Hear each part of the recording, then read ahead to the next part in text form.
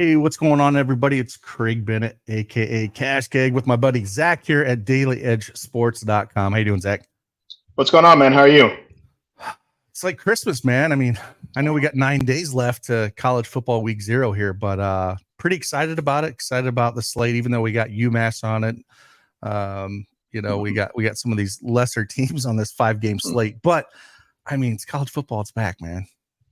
I know, it's so nice. I'm hoping FanDuel throws up a nice slate with all 7 games. Get that Notre Dame Navy game. It's going to be a good thing to set up, but this is a nice night slate for sure. Some decent games. And I can't remember. Was other week 0 slates? Weren't they earlier in the day? Weren't they like at noon? Or am I crazy? I think they did. I think they used to have them earlier in the day. I'm not sure if they signed some exclusive contract for that Ireland game or what, but yeah, there used to be a lot more games earlier. Okay, I got you. Yeah, maybe that's what it is. I just never remember it being a night slate for week 0, but that's great. I mean, I'm pumped about it, even this 5 games. But yeah, just let you know at Daily Edge Sports, Zach and myself are still going to be, for those guys with PrizePicks, and all the other pick'ems with Underdog and Sleeper and all that. We're still going to be doing picks and everything else out there, but we're also going to offer a DFS package for college football, NFL, and NBA. Everything will be inclusive on that one price. Should drop this weekend. So if you want to check out our Discord, all those links are in the description below, and we'll drop a link to it. But again, we're going to have a DFS product. We're going to drop out. Zach and I will drop our core plays. I'll do some cash game plays, GPPs, and then even on the smaller slates, we'll drop some core plays as well, answer any questions you guys have, and hopefully can help you guys out, and it'll be a lot of fun. So look forward to it. Look forward to Zach, helping us win a little cheese. And again, it's just fun, man. I mean, if I had to watch one over college football or NFL, for me, it's college football all day long. I don't know about you, Zach, but it's pretty cut and dry for me. Yeah, man, it's my favorite time of the year, college football. There's nothing like it. Even any other sports, like the Super Bowl, every game. There's so much energy, so much going on. It is. So let's just pull up this DraftKings slate and just kind of look at it real quick, kind of talk about it. We'll just go position by position. We'll talk about a little bit what we do like. Again, this is kind of a first look. Things will definitely change. There's some things that Zach will bring up with some players that we kind of have to watch. And the big thing, if you notice, if you've never played college football DFS before, I wish NFL or DraftKings would adapt this for NFL, and you'll notice they have the super flex down here. How much fun would it be on an NFL Millie Maker to have the super flex instead of defense, where you could double, it would take the stacking of a game to a whole new level. I really wish they'd do that, but with college football, we have it, and it just makes it a lot of fun. And then one thing to mention is, like, when you're building these lineups, generally you're going to put a quarterback in that super flex almost all the time. There are a few slates, though, I would say some of the smaller ones that might be super running back centric, where you might think about throwing a running back in there, but they're few and far between. I mean, you just have to, those nut lineups like that do happen, especially in the bigger tournaments. But for the most part, you're running 2 quarterbacks in most of these lineups. So let's start at quarterback here. And we got the, top dog on the slate price wise at 9,900, Caleb Williams for USC. We're kind of talking a little off air before we jumped on this thing, man. And kind of the days back in 2021. And I know you being a Texas fan and not probably want to remember that game where Caleb Williams came in for Rattler and absolutely put on a show, and him going over to USC last year with Riley, man. What are your thoughts on him on the slate? I think he's going to have a great year. Probably the number 1 pick next year. Great. I don't know if this is the slate to play him on. At that price, it's a little bit hard. Last year, they played Rice week 1, I believe. Blew out, went in. It was a total blowout, which this game is supposed to be like 30, 35 point spread at least. He only threw it 22 games, threw for like 194 and what was it, 2 touchdowns, 249 and 2 touchdowns, excuse me. But you're going to need close to 45, 50 points here for that to pay off on this slate. You just need so much from him. And they're going to want to get in there. They have 4 running backs they're going to want to rotate in at least. I think they have close to 8 or 9 receivers they're going to want to rotate in here. They want to see everything here. Right. Yeah, I'm with you there. Yeah, I mean, if you got this very similar to that Rice game at around 25 DK points, you are not going to take down a GPP even on this 5-game slate. It's just you're going to want to spend up at the skill positions at that point. So now if he puts up a 50 burger, well, that's a whole different story. But I'm kind of with you there at that 9,900. It's a premium price, and you definitely need it there. So what are some other picks that we can kind of look at here at quarterback a little bit down the way? Yeah, for sure. Another expensive pick, kind of the place I'm looking, is right there, AJ Swan. He's Vanderbilt last year put on a show against Hawaii. They get Hawaii. That's first of all. Right. Put on a show last year. He was behind Mike Wright to start last year, ended up taking over that starter role, but they kind of switched in and out. Mike Wright moved over to Mississippi State now. So it looks like it's his job. We need to watch news over the next week, just make sure that that's confirmed. It hadn't been announced or anything. But top 3 receivers are back there for Vanderbilt, which is really nice. And they've said Clark Lee, their coach, says that he wants to air it out more. He wants to put the ball in AJ Swan's hands. He didn't have the highest numbers last year, but I think they really want to put it up. And this is a game to do it against Hawaii. Yeah, I mean, it's always tough to stay up for those Hawaii games, when they're at home on those late slates where they, on the East Coast here for me, when they start at like 11 p.m., 11:30, it's tough to stay up and watch them things. But yeah, I mean, they've always been giving up points on the defensive side. So I do like that. And again, you're going to want to stack, what'd you stack, 1 or 2 receivers with him? I mean, he's a pocket passer. He's not going to be running around. There's he's going to throw it. And there's a receiver we'll talk about later that's probably going to be the chalk of chalk here. Okay. And you can do that, or you can pivot around that. And we'll talk about that in a little bit. But yeah, I think you can stack him with a couple receivers for sure. Cool. What's another guy we're looking at here? A few more places to look. One that might not get as much ownership here is Diego Pavia for New Mexico State. Put up really good numbers last year against UMass. He actually came off the bench in the second half. They were down it was midway through the season. They were down, or close to the end of the season.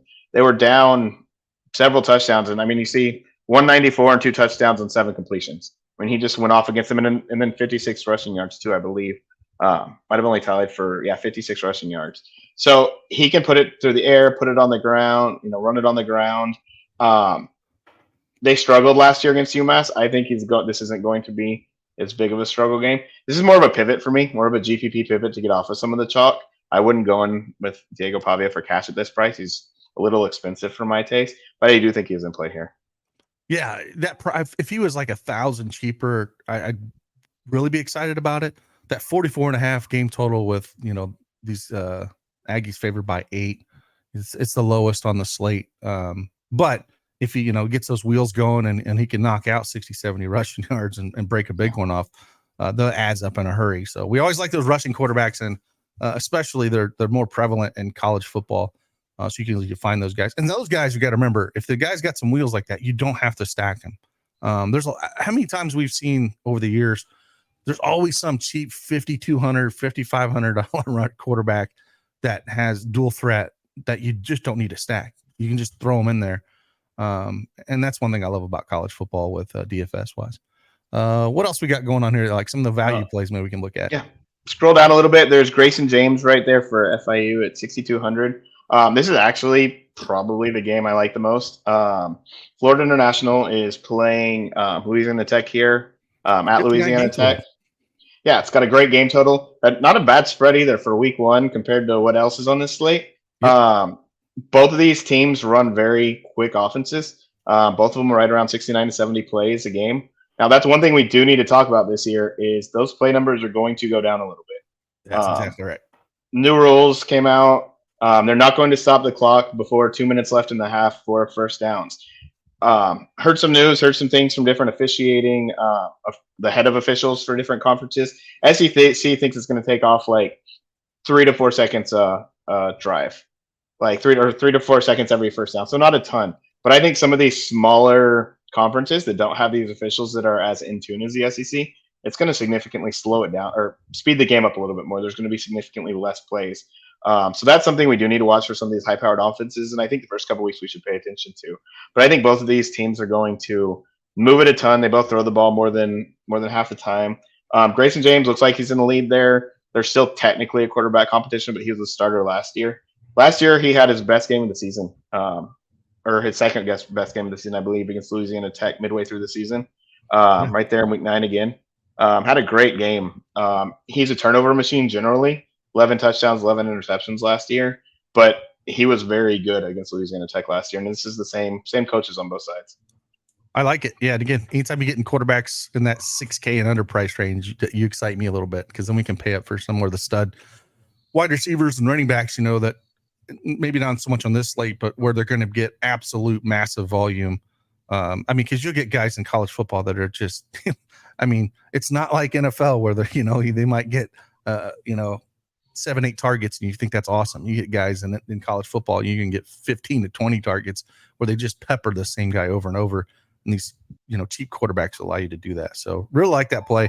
And especially, looking at this spot where, again, we get that 59 game total with Louisiana Tech with a 10.5 point favorite, which again, the highest over under on the slate is 64.5, but USC is favored by 30.5 points here. So that's where we'll kind of sit there. So any more quarterbacks here that you want to talk about?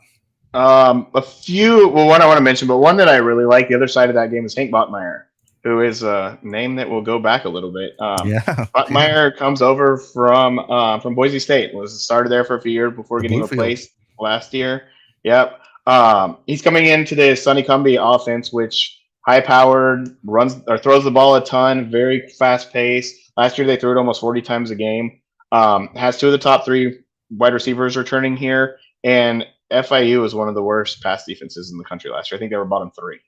So this is just a great spot. And to me, this is where you want to look for that second quarterback for Superflex. Under 6K, good spot, good total. They're favored. So, they have, I think, the second highest ITT on the slate, individual team total. Yeah. So, I mean, you get the cheapest quarterback with the, number 2 out of 10 teams, individual team total on the slate. Just plug him in for me and move on.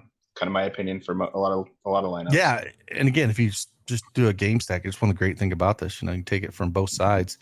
Where did I put him, man? I went to running back. I was like, why don't I see him? But yeah, I mean, you take on both sides of this, you got plenty of money for running back and wide receivers, and there's still gonna be a lot of people that are gonna have Caleb Williams, and again, he's only gonna hurt you if he puts up a 45-50 piece here. It can happen, but I'm with you. Why not go to a place that's a higher or a closer spread with a similar game total? So yeah, let's move on to running back real quick. And what running backs do we like on the slate? Is there any standouts? Is it kind of a mudded mess? What do we like in here? For sure. I'm going to personally avoid the USC running backs. It's like a 5-headed monster right now. We're going to kind of see what plays out with that. Saya Bangura for Ohio. He's a volume monster. If you go down and you can just scroll through his game log last year, over the second half of the year, over 20 carries almost every game. He's just going to get a ton of volume here too. San Diego State does have a good run defense, but that volume you can't really beat on a small slate like this. It's kind of where I'm at there. Especially Curtis Rourke, their starting quarterback, might be out here. He has been practicing a little bit, but they've been kind of keeping it hush hush. If their starting quarterback's out, I just plug him and then go on because he should get even more volume. Yeah, and we got a 3.5 points slate. I mean, San Diego State's favored by 3.5 here. 49 total is not great, but again, if he's going to get that kind of volume on a slate like this, completely understand there. What else do we like here? Another spot I like on that FIU Louisiana Texas game is Shamari Lawrence, transferring over from South Dakota. This is a team that does have somewhat of a running back by committee, so we need to keep an eye on it. I don't love the price for that. That being said, Louisiana Tech was bottom 5 against the run last year. They gave up over 6 yards a carry. So if this guy gets 12, 13 carries here, breaks one, and gets 2 touchdowns, he could really be in for a nice day at that price, especially if a lot of people are getting on those USC running backs that are going to share the load a lot. Yeah, 6,200 ain't too bad. I would say if you're going to play any of the USC running backs, make a rule if you're doing GPPs where you're playing only one of those guys. Sure. I wouldn't play multiple of them, but if you're going to throw them in your pool, just have a rule where you're having just only one USC back. I can't see 2 of them, especially if their prices get there in the winning GPP lineup. So what else do we like here at running back? Seems kind of last play I have down. Yeah, if you scroll down a little bit to, I believe it's 4,400 is Tyree Shelton. There we go, 4,200. So he's the backup there at Louisiana Tech, but Marquise Crosby is their starter, and he has been banged up and out all summer. Supposedly he's not practicing, and they don't think he'll be back for the beginning portion of the season. This is a bell cow offense. Last year, Crosby had like 185 carries, so about 15 carries a game. So if you're getting a guy at 4,200 that could get those carries, now we need to watch this. It's definitely a news play. There's some other guys up there that might be getting carries as well. So we need to keep an eye on the depth charts if we get a depth chart. But if you can get a guy down here around under 5K that's going to get 12, 15 carries, this is a you great. Just plug him in. Like, yeah, yep. If we knew that for sure, it's hopefully we get some news here before, we get to, Saturday on the 26th. But yeah, anytime you're getting a running back, let's get double-digit touches like that on a short slate like that. That's a plug and play there. But again, it's the last game of the night.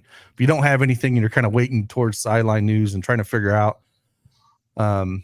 you might want to make sure he is in your flex so you can try to maybe find a cheap wide receiver or something to get to, or just you're not going to expect that big return on him. For sure. One of the things I like about week 1 is you do get a lot of depth charts where you don't get them the rest of the year. So generally, a lot of teams put out their week 1 depth charts, don't update them the rest of the year. But if there's an injury, it's a little bit easier to see for a lot of teams. Gotcha. All right. Let's go down to wide receiver. Let's do that. Again, we're going to talk about a few things here. Let's start with Smoke Harris at Louisiana Tech, right there at 6,600. Last year had led the team in targets, had 101 targets last year, was top on the team in yards. And Trey Harris was actually the number 2 receiver, had 99 targets, and he is now gone. So there are a ton of targets that opened up here. I think he's going to be a target monster this year.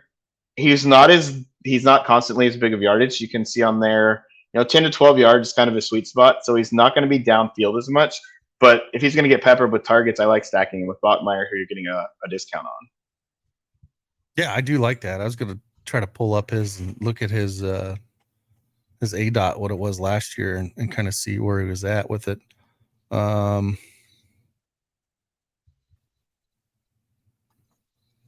Yeah. Let's see where it's at. And while you're looking that up, the other side of this I do want to talk about, we have Cyrus Allen. Go ahead. Sorry. No. Shoot. I was going to say Cyrus Allen will be the second receiver here, who I do think you can plug in as well. He's a much bigger guy, and he'll probably be the red zone threat. I do think this is a spot where Harris could get a ton of volume, but Allen's going to vulture all the touchdowns, which could get you some cheap touchdowns, which are nice. Yeah, for sure. Yeah, I can't find that right now, but yeah, I'm with it. If you think he's going to get, the target monster on this team and it's 6,600 and it's a game we like, he should definitely be one of your top stacks there with Bachmeier. I agree with you there. A few value plays, you get on to 5,000. The chalk of the slate, we kind of talked about it earlier. It's going to be Will Shepherd. Will Shepherd was the leader on this team and always in as a receiver. He had 120 targets last year, averaged 10 targets a game. Had almost 1,000 yards, 9 touchdowns. I think the next highest receiver had like 3. Both other receivers on this team, for whatever reason, are priced up, and he's priced down. I do think both other receivers will take a step forward, but he's still the clear number 1 on a team that wants to throw the ball more at 5K.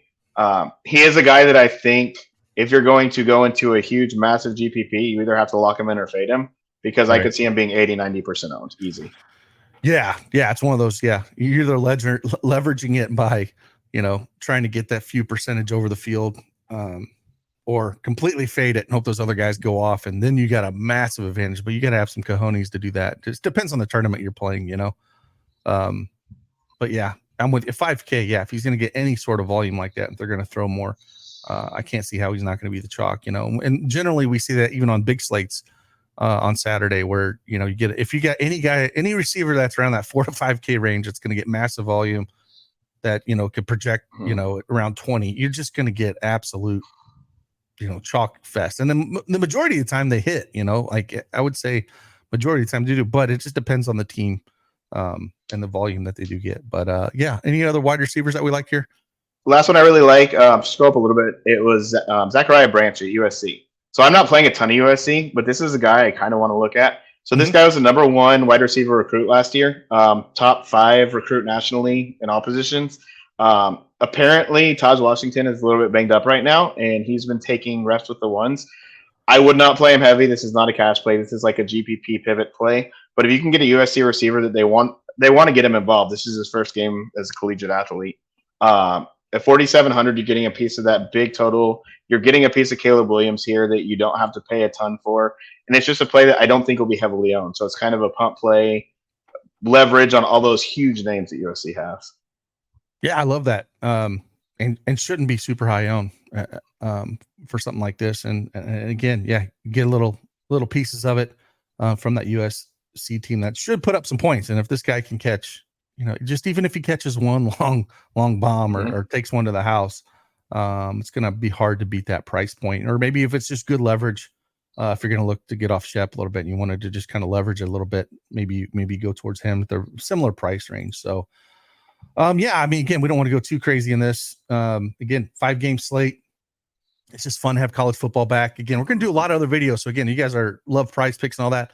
Zach and I'll do some PrizePick videos for any kind of the pick'em stuff for DFS. But again, over at Daily Edge Sports, we're going to have a DFS for DraftKings, FanDuel. We'll put out again our core plays, cash plays, sleepers, stuff like that we do like, as well as we'll go into some videos as well, just for members to kind of talk about the slate, how we see it being built, to kind of help you guys out, building those lineups. So look forward to it. Appreciate it, Zach.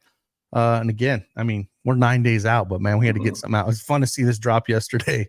And thanks for your knowledge. And yeah, we'll see a bunch more content coming out. And hopefully we'll see you guys in that Daily Edge Sports Discord. See you guys later.